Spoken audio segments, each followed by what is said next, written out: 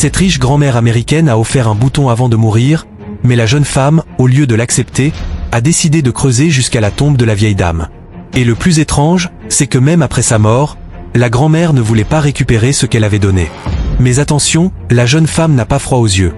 Elle a carrément mis le bouton dans la bouche de la vieille dame.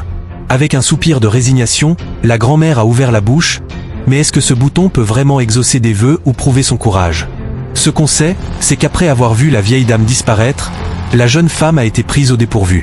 Alors que la pluie commençait à inonder la tombe, elle n'arrivait plus à remonter, malgré tous ses efforts. Finalement, elle a glissé et est tombée à l'intérieur.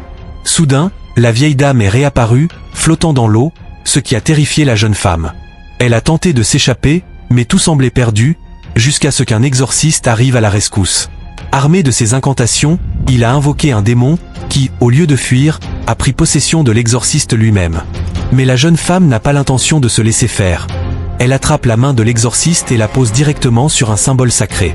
La tension monte lorsque, dans un geste désespéré, elle tente d'utiliser une arme, mais elle rate sa cible et c'est une chèvre, qui se retrouve impliquée, mordant violemment l'exorciste.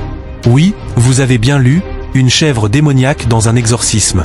Souriant avec bouche ouverte et sueur froide.